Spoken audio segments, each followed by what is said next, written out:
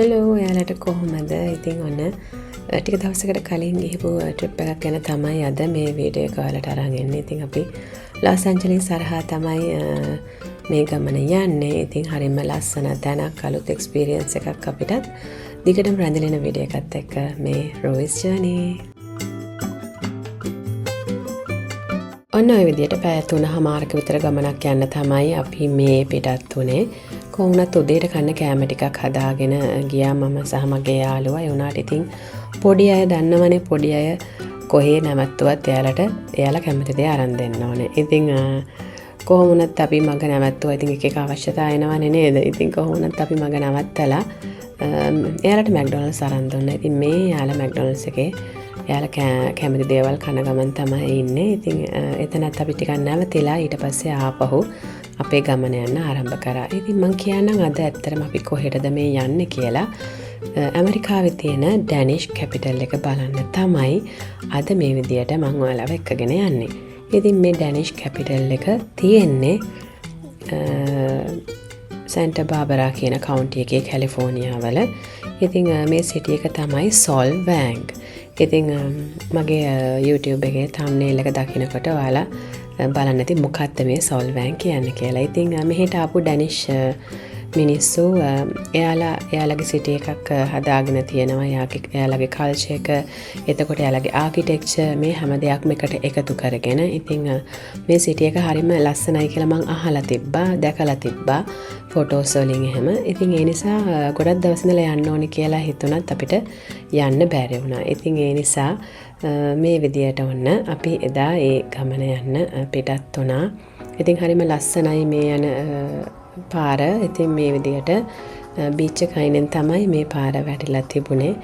ඉතින් අපි දැන් යමු, අපිත් එක්ක ගිහින් බලමු මේ සිටි එක කොයි වගේද කියලා.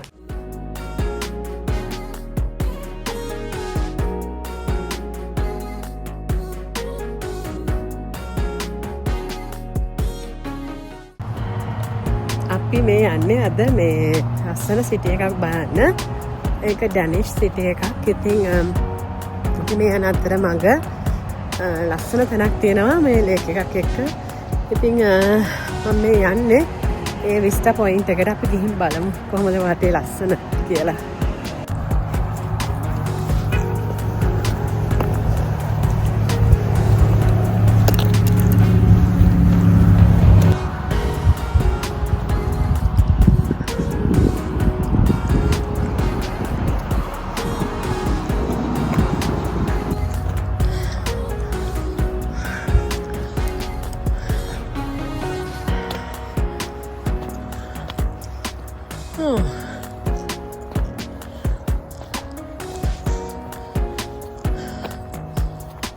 ලොකු ලස්සනක් නෑ.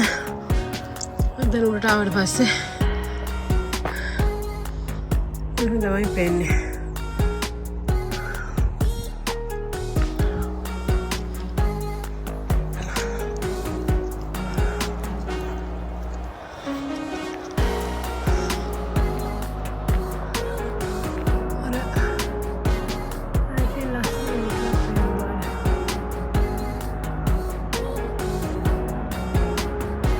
එම ලොකු ලස්සනක් නෑ ගයිස්.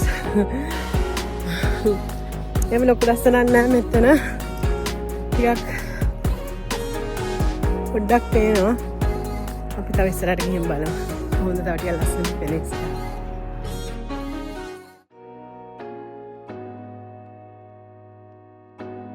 මේ අපි පහු කරගෙන යන සිටි එකේ වැදගත්කම් තමයි මේ විදියට පෙන්නලා දෙන්නේ. ඉතින් ගොඩක් ඉතිහාසය තියෙනවා මේ හැම සිටි එකකටම වගේ කැලිෆෝනියාවල. ඉතින් මට ගොඩක් විස්තර නම් මෙතනදී ගන්න බැරි වුණා. ඇත්තටම මමත් මේ ටික වීඩියෝ කරගත්තා. මොකද ටිකක් පරක්කු වෙලත් අපි හිටියේ. ඉතින් ඒ නිසා අපි තීරණය කළා ඉක්මනටම මෙතනින් යන්න. මොකද නැත්තම් අපිට සිටි එකේ ඇවිදින්න තියෙන වෙලාව ටිකක් අඩු වෙන හින්දා. එහෙනම් අපි යමු ඩැනිෂ් සිටි එක බලන්න.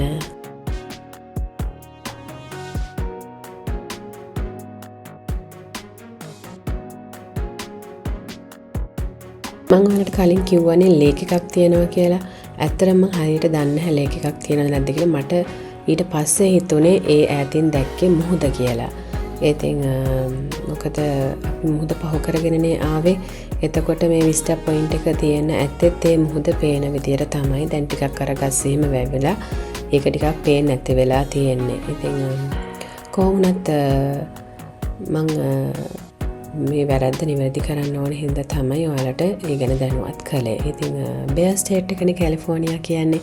ඉතින් යන හැම තැනකම වගේ මේ බෙයාස්ලගේ පින්තූර අපිට දක්නට ලැබෙනවා මෙන්න මේ වගේ. ඉතින් ඒකත් ඔන්න ඔය විදියට මම වීඩියෝ කරගෙන ඔන්න අපි දැන් මේ ආවේ සෝල් වෑන් වලට. ඉතින් බලන හැම පැත්තෙම මෙන්න මේ වගේ ලස්සන බිල්ඩින්ග්ස් තමයි දක්නට හම්බුනේ. ඉතින් මේ ඔක්කොම හරිම ලස්සනට හදලා තිබ්බා මේ ඩැනිෂ් කැපිටල් එකේ. ඉතින් ඔයාලට මේ පේන්නේ ඉස්සරහින් වින්ඩ් මිල්ස්. ඉතින් ඩැනිෂ් වල ගොඩක් ප්‍රසිද්ධයක් නේ වින්ඩ් මිල්ස් කියන්නේ. ඉතින් මේ වින්ඩ් මිල්ස් තනින් තන මේ සිටි එකේ අපිට දක්නට ලැබුණා. අපි තව ඉස්සරහට ගිහින් බලමු කොයි විදියටද මේ සිටි එකේ අපි දවස ගත කරේ කියලා. අපිට ඕනම් මේ වගේ සොල්වෑන් ට්‍රොලිස් තිබුණා. ඉතින් මේ වගේ නැගලත් සිටි එක එක්ස්ප්ලෝර් කරන්න අවස්ථාවක් තිබුණා. ඉතින් මේවට අපි සල්ලි ගෙවලා වෙනම බුක් කරගන්න ඕනේ. වගේ මේ වගේ හෝස් රයිඩ් උත් තිබුණා. නමුත් අපිට හිතුණා අපි ආපු එක අපි පයින් ඇවිදිද්දොත් අපිට තව ටිකක් දේවල් වැඩියෙන් එක්ස්ප්ලෝර් කරන්න පුළුවන් වෙයි කියලා. ඔන්න ඉතින් කට්ටිය අපි එතනට යනකොට දවල් 12 පහ වෙලා තමයි තිබ්බේ. ඉතින් මෙයාලට අයිස්ක්‍රීම් ඕන කිව්වා. ඔන්න අයිස්ක්‍රීම් තුත් කන ගමන් ඊතර දේවල් බලන්න අපි ඊට පස්සේ ගියා. කොහොමුණත් මෙතන හරි ලස්සන දේවල් අමුතු දේවල් ගොඩක් තිබ්බා. ඇත්තටම කියනවනම් අපි කලින් දැකපු නැති දේවල්. ඉතින් මෙතන ලස්සන ඔරලෝසු කඩයක් තිබ්බා. පරණ ඔරලෝසු එහෙම අපිට වීඩියෝ කරන්න දුන්නේ නැහැ. ඉතින් මේ ඔයාලා හිතන්නේ මොනවා කියලාද? කප් කේක් එකක්ද? නෑ මේ කප් කේක් එකක් නෙමෙයි. මේ සබන් එකක්. ඉතින් ලස්සන සබන් ಜಾති ගොඩක් තිබ්බා. මෙන්න මේ විදියට හදලා හරිම ලස්සනයි. හිතාගන්න බෑ කොහොමද මේ විදියට ඒ සබන් හදන්නේ කියලා. ඉතින් එක සුවඳ එක පාටින් පොඩි අය හරිම ආස වුණා මෙතනින් ගන්න බැරි තරමටම එයාලා එක දේවල් අදිනවා සුවඳ බලනවා. ඉතින් මේ විදියට කප් කේක් පොප්සිකල් එක හැඩ වලින් ගොඩාක් සබන් ಜಾති මෙතන පිරීලා තිබ්බා. ඉතින් බලන්න මේ මල් වල ලස්සන නේද? මේක ලෝකල් බිස්නස් එකක් ඉඳන් ටිකක් ගාන වැඩි. නමුත් මට හිතුණා හරිම සුවඳයි ඒ සබන් එක. ඉතින් ඒක ඒගොල්ලන්ට ආවෙනික සබන් එකක් වෙන්න ඇති කියලා මම හිතනවා. ඉතින් ඒ විදියට තමයි අපි ඒ ටික එක්ස්ප්ලෝර් කරේ. ඊට පස්සේ ඔන්න පොඩි අයට චොක්ලට්ස් ඕන කියලා අපි මෙන්න මේ විදියට මේ චොක්ලට් ෂොප් එකට ගිහිල්ලා ඉතින් එයාලා කැමති චොක්ලට්ස් එයාලට කන්න අරගෙන දුන්නා. හැබැයි එක දෙයක් කියන්න ඕනේ. මේ සිටි එකට ඔයාලා එනවා නම් ටිකක් සල්ලි අරගෙන එන්න. මොකද මෙතන කෑම ಜಾති වලින් නම් කිසිම අඩුවක් නැහැ. අපි අර පිටරටකට ගියාම කෑම ಜಾති එක්ස්පීරියන්ස් කරන්න වගේ මෙතනක් තියෙනවා. එක විදිහේ කෑම අපිට කාලා බලන්න. ඉතින් අපි ගොඩක් ඒ දේ කළා මේ දවස් ඇතුළත. ඉතින් පොඩි අයත් එහෙමයි අලත් ගොඩක් ආස වුණා. ඉතින් මේ බලන්න මේ තියෙන්නේ කැන්ඩීස්. ඉතින් ඔයාලට පේනවනේ මේ ලොකු මේ පේල් වගේ දාලා තියෙන්නේ එක ජාතියේ කැන්ඩි. ඉතින් මම මේකට අපි චූඩි බබාව නම් එක්කගෙන ගියේ නැහැ. හේතුව ගියා නම් මට යව මෙතනින් ගන්න හම්බෙන්නේ නැහැ. හැබැයි මං ගිහිල්ලා මේ දේවල් ඔක්කොම ඔයාලට පෙන්වන්න වීඩියෝ කරගත්තා. ඉතින් ඔන්න අපි ඊට පස්සේ ගියේ තවත් විශේෂ තැනකට. මොකද්ද මේ තැන? මේක තමයි ඔලිව් තෙල් තියෙන්නේ. ඉතින් එක ජාතිය ඔලිව් තෙල් ඊට පස්සේ පැස්ටා ජාති මේ දේවල් වලින් පිරුණු ෂොප් එකකට තමයි අපි දැන් ගිහින් ඔයාලට පේනවනේ මේක මේ ඕගැනික් පැස්ටා වර්ග. ඉතින් එක ජාතියේ පැස්ටා තිබ්බා. ඒ වගේම මේ විදියට එක ජාතියේ ඔලිව් තෙල් තිබ්බා. ඉතින් කවදාවත් මගේ ජීවිතේ මම දැකලා නැහැ ඒ තරම් රස ඔලිව් තෙල්. ඒ කියන්නේ එක දේවල් මික්ස් වෙච්ච ඔලිව් තෙල් තමයි අපිට මෙතනදී ටේස් කරන්න හම්බුනේ. ඉතින් අපිට එක ජාතියෙන් ටේස් කරන්න පුළුවන් වුණා. ටේස් කරලා අපිට ඊට පස්සේ ඒවා මිලදී ගන්න පුළුවන්කම තිබුණා මෙතන. ඉතින් සමහරලාට මේ වලට පේනවනේ මම මේ පෙන්නන ಜಾති. ඉතින් එක විදියයි හරිම සැර ಜಾති තිබ්බා, හරිම ස්වීට් ಜಾති තිබ්බා. ඉතින් මේ අපි ඒවා ටේස් කරන ගමන් තමයි ඉන්නේ. දිගටම ඉන්න වීඩියෝ එකත් එක්ක තව ගොඩක් දේවල් තියෙනවා ඔයාලට පෙන්වන්න.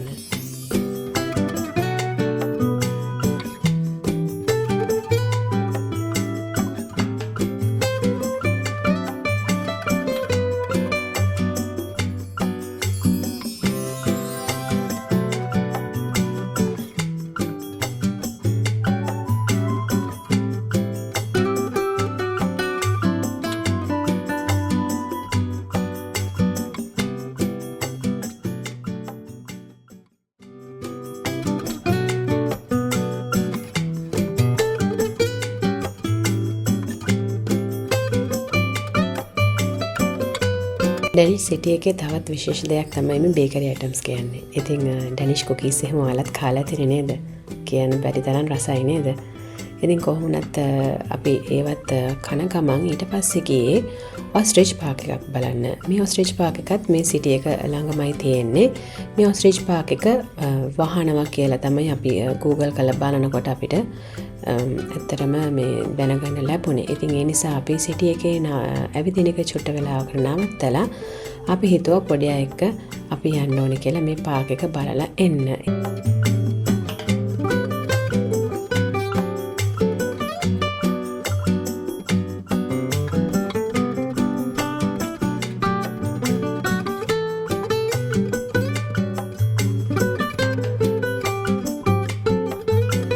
අපි ඉන්නේ ඔස්ට්‍රිච් පාක් එකේ. ඔස්ට්‍රිච්ලයි මූලයි දෙන්න ඔයගොල්ලෝ ඉන්නවා. ඉතින් මෙයාලා ෆීඩ් කරන්න හදන්නේ දැන් ඔන්න බලමු අපි.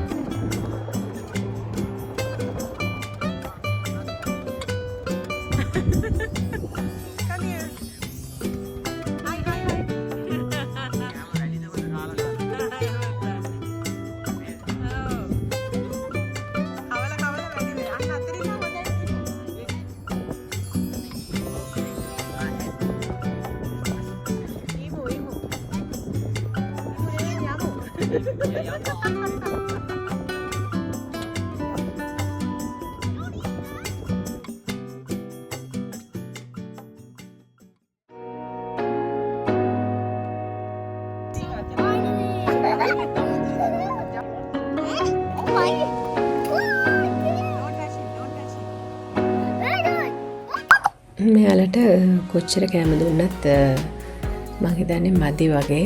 ඉතින් අපිට මේ වගේ බෝල් එකක් තමයි යාලා දුන්නේ. ඉතින් පොඩි අය මේ විදිහට යාලට ෆීඩ් කරා. ඉතින් ඔන්න මේ විදිහට තමයි යාලා ඒ අපි දුන්න කෑම කෑවේ.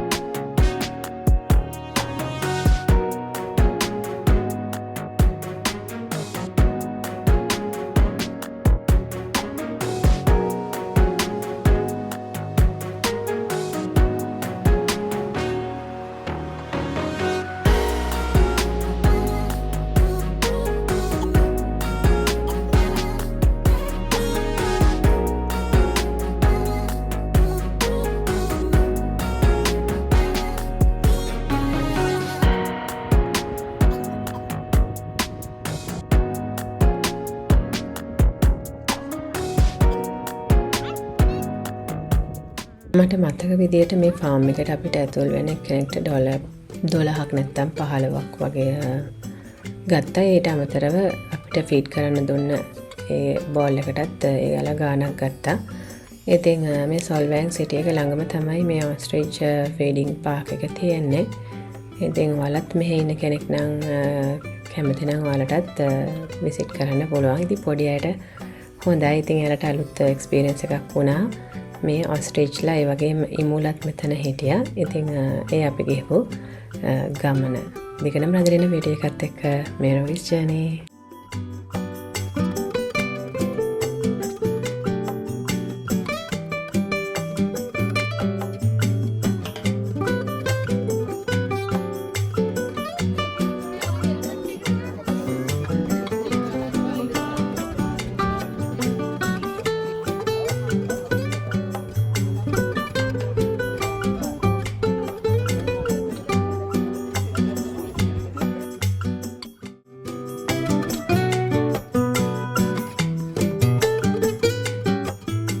ඔයාලා හිතන්නේ මේ මොනවා කියලාද?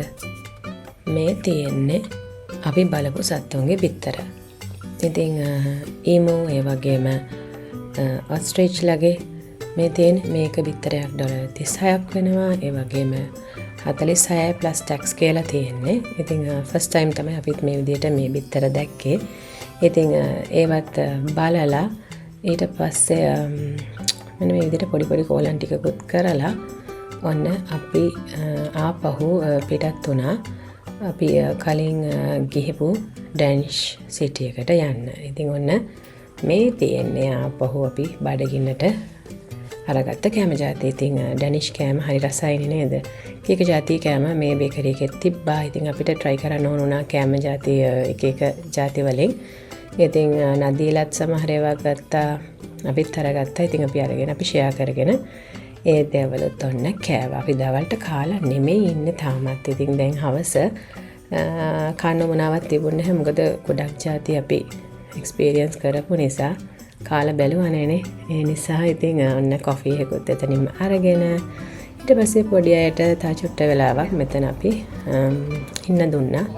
ඉතින් මේ තියෙන්නේ වින්මිල්. ඉතින් ඒ විදිහට හදපු තවත් එක මොඩල් එකක්. ඉතින් මෙතනින් ඒගොල්ලෝ අපේ පොඩි අය පොඩක් ඒකත් එක්ස්පීරියන්ස් කරලා චුටක් නැවතිලා ඉඳලා ඊට පස්සේ ඉතින් ඔන්න අපි තව ටිකක් වෙලා මේකේ ඇවිත්තා. ඇවිදලා මොකද දැන් ටිකක් රෑ වෙලානේ. එතකොට රෑ වුණාම තියෙන වයිබ් එක වෙනම එකක්. ඉතින් අපි ආපහු මේ කඩවල් හැම එකටම ගිහිල්ලා මොනවද තියෙන්නේ කියලා බලලා අපිට ඕන දේවලුත් අරගෙන ඊට පස්සේ ඉතින් ඔන්න අපි ගෙදර එන්න පිටත් වුණා. ඒ ගෙදර එන්න පිටත් වෙලාත් අපිට මම හිතන්නේ අපි සැන්ටා බාබරා වෙනකන් ඇවිල්ලා ඊට පස්සේ වුණ චයිනීස් රෙස්ටොරන්ට් එකකට ගිහිල්ලා රෑ කෑමත් කාලා තමයි ගෙදර ගියේ. ඉතින් හරිම ලස්සන ගමනක් වුණා මේ ගමන. අපි ගොඩක් දේවල් අත්දැකීම් ලබා ගත්තා. ඉතින් හොඳ ටයිම් එකක් ස්පෙන්ඩ් කරා පොඩි අයත් එහෙමයි. ඉතින් මේ තියෙන්නේ ආපහු අපි යනකොට දැකපු දේවල්. ඉතින් මේ වගේ හැම තැනකම වගේ හදලා තියෙනවා බේකරිස් ළඟ. ඉතින් ඔන්න ඔය විදියට සෝල් බෑන්ක් සිටි එකේ අපේ දවස් අපි බොහොම සතුටින් සැහැල්ලුවෙන් එන්ජොයි කරා. ඉතින් මම හිතනවා අද වීඩියෝ එකට ඔයාලා කැමති ඇති. වීඩියෝ එකට කැමති නම් ලයික් එකක් දාන්න. ඒ වගේම වීඩියෝ එක ෂෙයා කරන්න ඔයාලගේ පවුලේ අය අතර, ඒ වගේම යාළුවෝ අතර, ඒ වගේම මගේ channel එකට තාම subscribe කරලා නැත්නම් channel එක subscribe කරන්න කියලාත් ඉතාලම ආදරෙන් ඉල්ලනවා ඔයාලා හැම කෙනෙක්ගෙම. ඉතින් අද ඩැනිෂ් සිටි එකේ වීඩියෝ එක මේ විදියට අවසන් කරන ගමන් ලබන සතියේ සුපුරුදු විදියටම ඔයාලට අලුත් වීඩියෝ එකක් අරගෙන එනකන් මං අදට ගිහින් එන්නම්. වීඩියෝ එක තව ටිකක් තියෙනවා. ඒ ටිකත් බලන්න කියලා ඉතාලම ආදරෙන් ඉල්ලනවා. එහෙනම් හැමෝම පරිස්සමෙන් ඉන්න. හැමෝටම ආදරේ. මං ගිහින් එන්නම්. බයි බයි.